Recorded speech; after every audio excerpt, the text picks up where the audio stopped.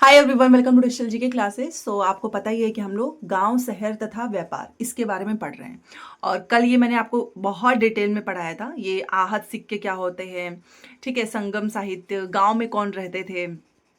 और आपको कल की क्लास भी बहुत अच्छी लगी क्योंकि हम लोगों ने कल हर एक टॉपिक से रिलेटेड एक एक लाइन मैंने आपको दिखाया था कि देखो प्रीवियस क्वेश्चंस में पूछा हुआ है। सेम उसी तरीके से ये चैप्टर आपका मैंने इसलिए 2 पार्ट में किया है। ये आपका पार्ट 2 है। और इसको, ये जो पार्ट 2 है ना, ये आपके लिए बहुत ज़्यादा इंपॉर्टेंट है क्योंकि यहाँ से भी मतलब मुझे ऐसा लग रहा है कि एक एक साल में सिर्फ एक इस इकलौते चैप्टर से 5 से 6 क्वेश्चंस पूछे गए हैं। लास्ट में मैं आपको क्वेश्चंस भी दिखाने वाली हूँ, ठीक है।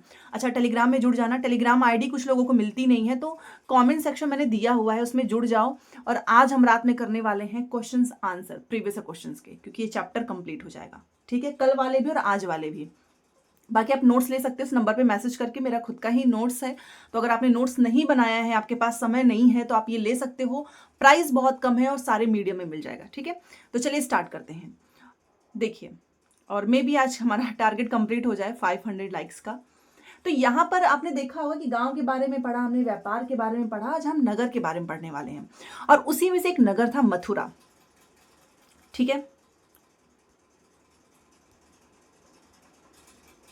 एक सेकेंड, कभी कभी अपने आप इसका पेन चलने लगता है। तो नगर में था मथुरा, जो कि काफी इंपॉर्टेंट रहा है, 2500 साल पहले से भी ज्यादा समय से एक इंपॉर्टेंट नगर रहा है।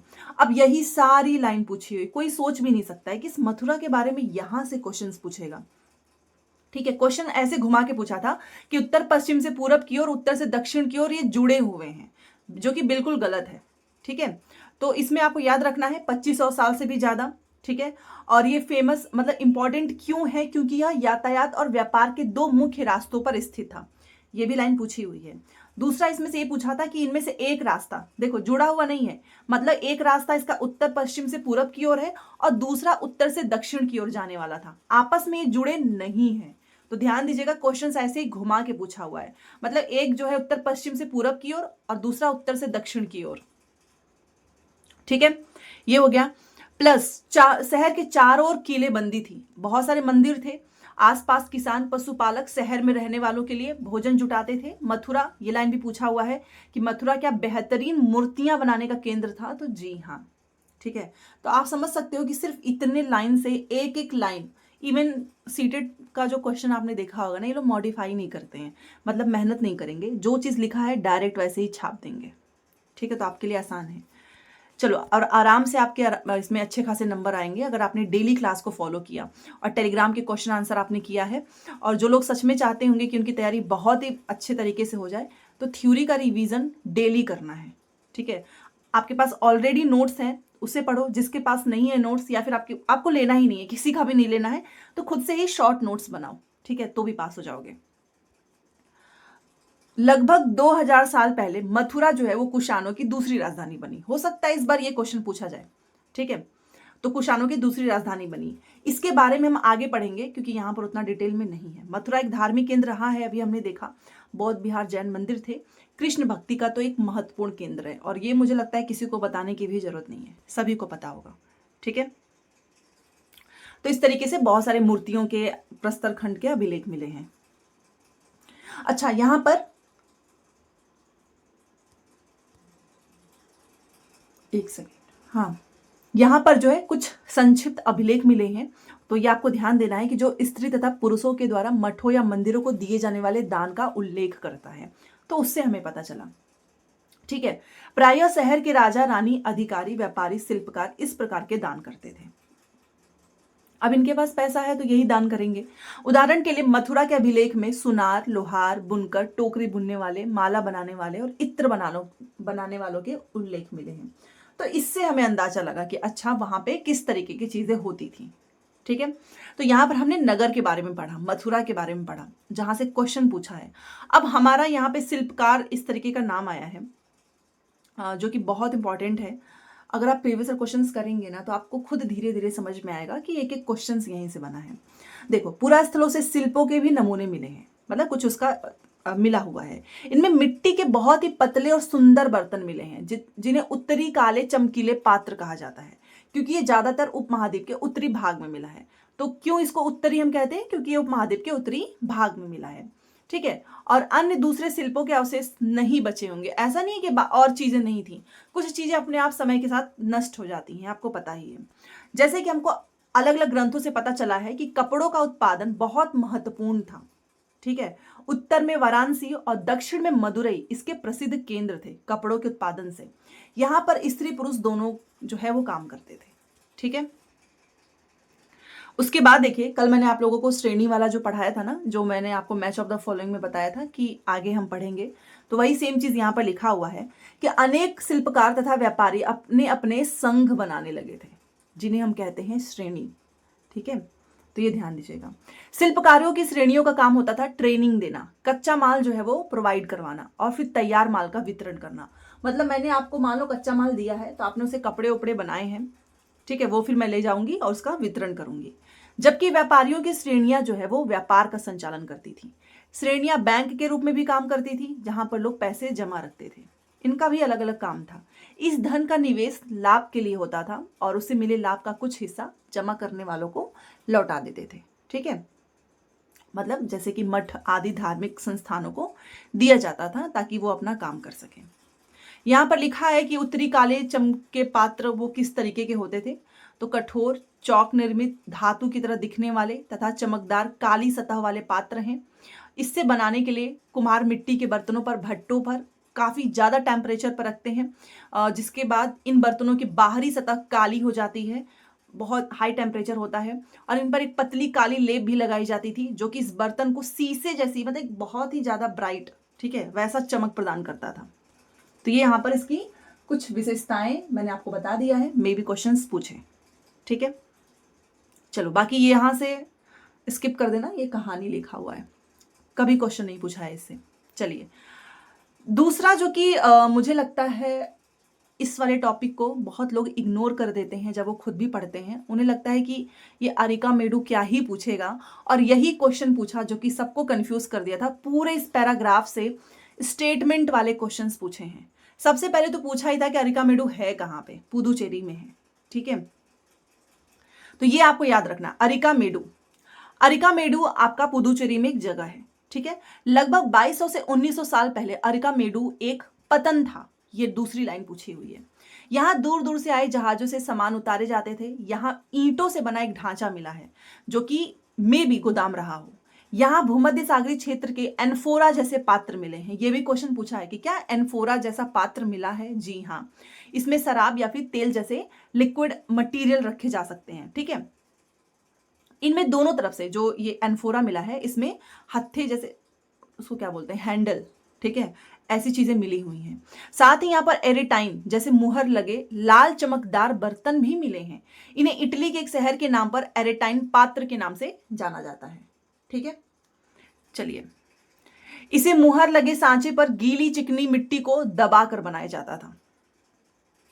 तो ये सब कुछ आपका अरिका मेडू में जो चीजें मिली हैं उनसे रिलेटेड है, तो इस चीज को भी आपको ध्यान रखना है।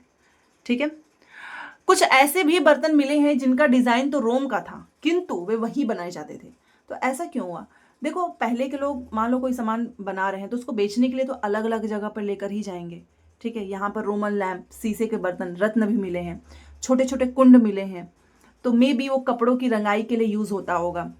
ठीक है, शीशे और अर्ध बहुमूल्य पत्थरों से मन के बर्तन, मन के, आपने देखा होगा, मैंने आपको फोटो दिखाई थी, बनाने के पर्याप्त साक्ष्य मिले हैं। तो ये सारी चीजें मिली हैं, तो आपको ये ध्यान रखना है। और ये तो अरिका मेडू वाला टॉपिक बहुत इंपॉर्टेंट है। अभी मैं आपको क्वेश्चन भी दिखाऊंगी, लास्ट तक देखोगे तब जाकर आपको चीजें अच्छे से समझ में आएंगी। इसको आपको स्किप करना है। जो लोग नोट्स बना रहे होंगे तो सावधानी से और समझदारी से बनाइएगा, क्योंकि जो आपके काम की चीजें होंगी आपको सिर्फ वही नोट करना है। ठीक है, अब देखो, गांव शहर व्यापार, गांव पढ़ लिया, शहर पढ़ लिया, तो व्यापार में क्या क्या चीजें होती थी। काला सोना किसे कहते हैं, काली मिर्च को, कौन कौन सी चीजें कहाँ से मंगाई जाती थी, ये सारे क्वेश्चंस पूछे हैं। हमने देखा उत्तरी काले पॉलिश वाले बर्तन, अभी हमने पढ़ा। ये खूबसूरत बर्तन, मे बी कटोरी, थाली, अलग अलग जगह से मिले हैं। ठीक है, बट ये क्वेश्चन ये उठता है कि आए कहाँ से हैं, बर्तन कैसे पहुंचे। तो वही है ना कि जहां पर बनते हैं भाई वहीं तो बेचा नहीं जाएगा, अलग अलग जगह पर लेकर जाकर बेचेंगे ही, इस वजह से। ठीक है, फॉर एग्जाम्पल दक्षिण भारत, आपका सोना, मसाले और खास तौर पर काली मिर्च तथा कीमती पत्थर के लिए प्रसिद्ध था। याद रखना है पूरी लाइन, पूरी लाइन याद रखना है। काली मिर्च की रोमन साम्राज्य में इतनी ज्यादा मांग थी कि इसको काले सोने के नाम से बुलाते हैं। क्वेश्चन पूछता है काला सोना किसे कहते हैं। ठीक है, आगे। व्यापारी इन सामानों को समुद्री जहाज और सड़क के रास्ते रोम पहुंचाते थे। दक्षिण भारत में ऐसे अनेक रोमन के सिक्के, ये भी क्वेश्चन पूछा है कि दक्षिण भारत में ऐसे अनेक रोमन सोने के सिक्के मिले हैं, तो इसे अंदाजा लगाया जाता है कि उन दिनों रोम के साथ बहुत अच्छा हमारा व्यापार चल रहा था। ठीक है, तो भाई उसके सिक्के मिले हैं तो इससे गैस किया गया है। ओके, अब ये देखिए, अब कुछ लोग इसको कविता समझ के हमेशा स्किप करते हैं, बट यही कविता पूरी ये लाइन छपी हुई थी और आपको फिल करना था। आप जब प्रीवियस क्वेश्चंस करोगे ये क्वेश्चंस आपको डायरेक्ट मिलेगा। ठीक है, टेलीग्राम पे आज मैं ये वाला क्वेश्चन डालूंगी, तो टेलीग्राम में जरूर जुड़ जाओ, कमेंट सेक्शन में है, वहां पे आपको उसका लिंक मिल जाएगा। 77,000 स्टूडेंट्स जुड़े हुए हैं, तो आप भी जुड़िए और एग्जाम तक उसका फायदा उठाइए। ये देखिए, इसमें से क्या पूछा था कि गाड़ियों पर काली मिर्च की गठरियां, ये नहीं, हाँ ये पूछा है कि हिमालय से क्या मिला है, तो हिमालय से मिला है रत्न और सोना। दक्षिण की पहाड़ियों से क्या मिला है, तो चंदन की लकड़ियां। दक्षिण सागर के क्या है, मोती, और पूर्वी सागर के क्या है, मूंग। ये सारी चीजें ऐसी पूछी हुई हैं। गंगा और कावेरी की क्या है, फसलें। श्रीलंका से क्या आया है, खाद्यान्न। म्यांमार से क्या आया है, मिट्टी के बर्तन और दुर्लभ कीमती आयात। तो ये पूरी पूरी आपको पोयम याद रखनी है। ठीक है, एक बार जब इसका ये क्वेश्चन आया था जब, तो उस समय बहुत सारे लोगों को समझ नहीं आया कि यार ये पूछा कहाँ से है, और लेकिन जिसने बहुत बारीकी से एनसीईआरटी को पढ़ा था उसे पता था कि भाई ये तो एक कविता से पूछा हुआ है। तो एनसीईआरटी को ध्यान से पढ़ना है और ये सारी लाइन आपको याद रखनी है। ठीक है, तो व्यापारियों ने बहुत सारे समुद्री रास्ते खोज निकाले, ताकि कुछ समुद्र के किनारे चलते थे, कुछ अरब सागर और बंगाल की खाड़ी पार करते थे। नाविक मानसूनी हवा का फायदा उठाकर अपनी यात्रा जल्दी पूरा कर लेते थे। वे अफ्रीका या फिर अरब के पूर्वी तट से इस उपमहाद्वीप के पश्चिमी तट तक पहुंचना चाहते थे। दक्षिण पश्चिमी मानसून के साथ चलना पसंद करते थे और इन लंबी यात्राओं के लिए मजबूत जहाजों का निर्माण करते थे। ठीक है, तो यहाँ से कुछ पूछता नहीं है, आप इसको स्किप भी कर सकते हो, यहाँ पर सिर्फ एक इंफॉर्मेशन दी गई है। ठीक है, चलिए, समुद्री तटों से लगे राज्य। अब ये उस समय का है। देखो, दक्षिणी भाग जो भाग है वो एक तटीय प्रदेश है। इनमें बहुत से पहाड़, पठार, नदी के मैदान हैं। अब नदियों के मैदानी इलाकों में कावेरी का मैदान, ये क्वेश्चन पूछता है कि कौन सा है, तो कावेरी का मैदान सबसे उपजाऊ है। तो इस वजह से यहाँ के जो तटीय इलाके हैं, सरदार और राजाओं के पास, इनके पास ना काफ़ी पावर, काफ़ी पैसा, शक्ति सब आ गया। उसी में से ये जो लाइन क्वेश्चन मैं आपको ये जो लाइन है यहाँ से क्वेश्चन पूछा हुआ है कि संगम कविताओं में मोवेंदार की चर्चा मिलती है। अब ये मोवेंदार है कौन? ठीक है, तो यह एक तमिल शब्द है जिसका अर्थ होता है तीन मुखिया। पूरी की पूरी लाइन छपी हुई है, याद रखना। इसका प्रयोग तीन शासक परिवार के मुखिया के लिए होता था, चोल, चेर, पांड्या। तो ये जो तीन मुखिया है ना, जिनका नाम है चोल, चेर, पांड्या, इन्हीं को हम कहते हैं मोवेंदार। ठीक है, करीब 2300 साल पहले दक्षिण भारत में काफ़ी शक्तिशाली माना जाता था।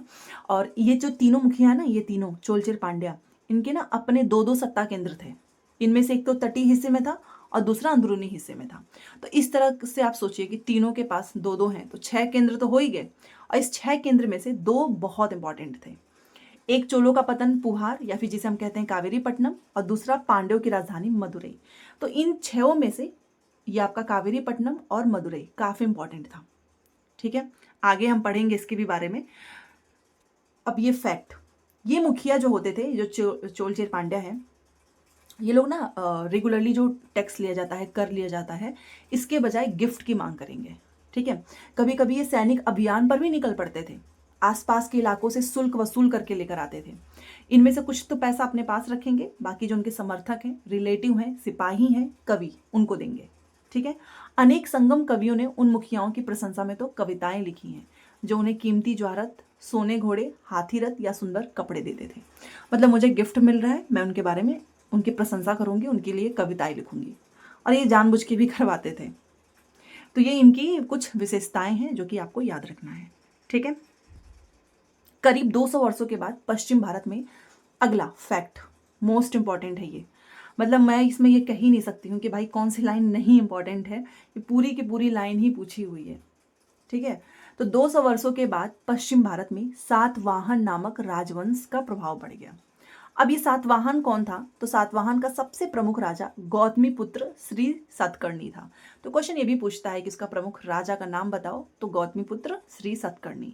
इसके बारे में हमें उसकी माँ गौतमी बलश्री द्वारा दान किए गए एक अभिलेख से पता चला।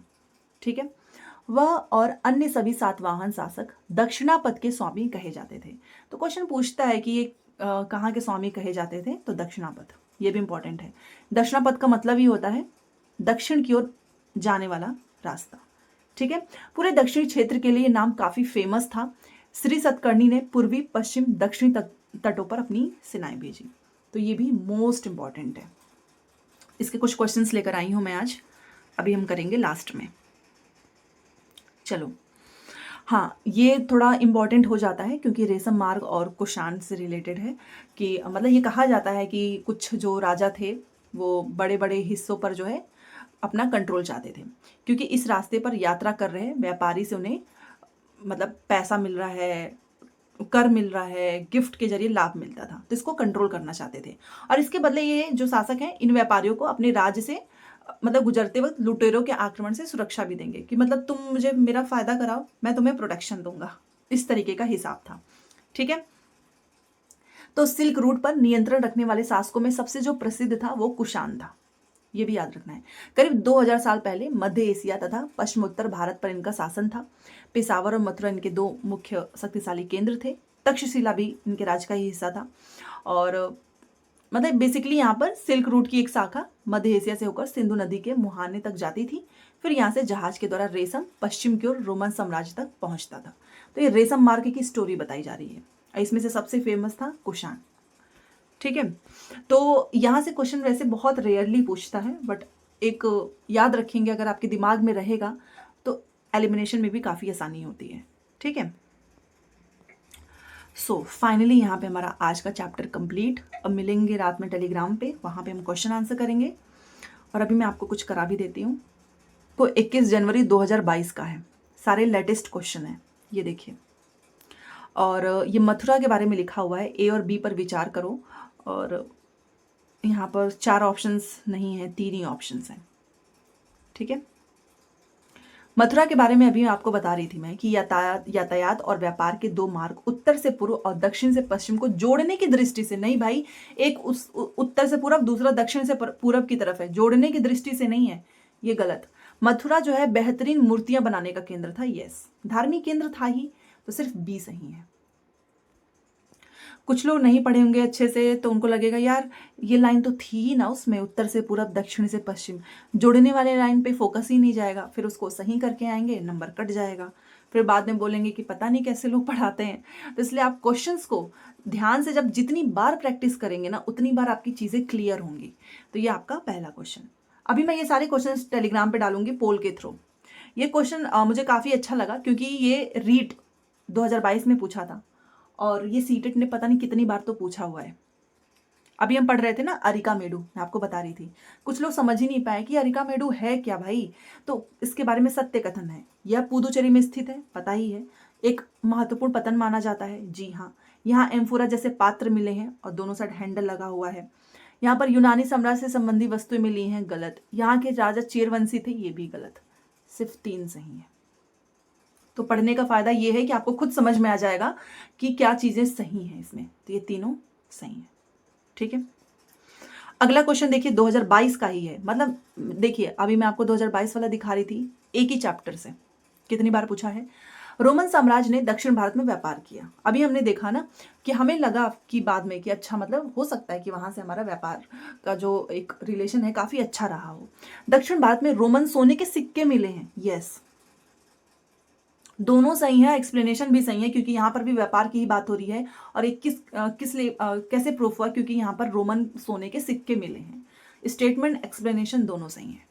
ठीक है, तो जो ये चैप्टर को मिस कर देगा वो समझ लो 5 से 8 नंबर गंवा देगा ऐसे ही, क्योंकि इकलौता 2022 में फिर पूछा है।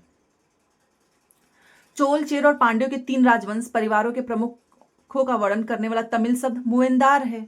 अभी तो हमने पढ़ा। तो सारे पैराग्राफ को ध्यान से पढ़ना। अगला देखो, और ये भी क्वेश्चन मैं इसलिए लेकर आई हूँ क्योंकि आप में से बहुत सारे लोग D3+ भी पीआरटी की तैयारी करते होंगे, और उसमें जो जनरल वाला पेपर होता है इसमें 2019 में ये क्वेश्चन पूछा था। खैर ये तो हर एग्जाम में ही पूछा जाता है। निम्न में से किस वंश के शासकों को हम दक्षिणापथ के स्वामी के रूप में जानते हैं? सातवाहन, अभी हमने पढ़ा है ना। अगला ये देखिए, ये एसएससी एमटीएस में पूछा था 2020 में। सेम चीज आपका बहुत सारे एग्जाम में पूछा है। गौतमी पुत्र सातकर्णी दूसरी शताब्दी ईस्वी में किस साम्राज्य का सबसे महान शासक था? बताओ। सातवाहन। चोल, चेर, पांड्या क्या है? मुएंदार है। ठीक है, जिसकी हमको तमिल साहित्य में इसकी चर्चा मिलती है। ये रहा, तमिल शब्द है। तो फाइनली यहाँ पर हमारा आज की ये क्लास कंप्लीट होती है। क्लास कैसी लगी प्लीज़ मुझे कमेंट करके बताओ। आप लोग बहुत कंजूसी करते हो, नहीं मन है लाइक करने का, तो कुछ नहीं पसंद आया हो वही कमेंट कर दो, क्योंकि सभी के मैं कमेंट्स रीड करती हूँ। लाइक शेयर सब्सक्राइब कर दीजिएगा। आज और कल के सारे क्वेश्चंस आपको टेलीग्राम पे मिलेगा, ठीक है। और नोट्स के लिए आपको व्हाट्सएप पे मैसेज करना है, कॉल नहीं, आपको तुरंत रिस्पॉन्स मिलेगा। तो चलिए मिलते हैं नेक्स्ट क्लास में। Thanks for watching.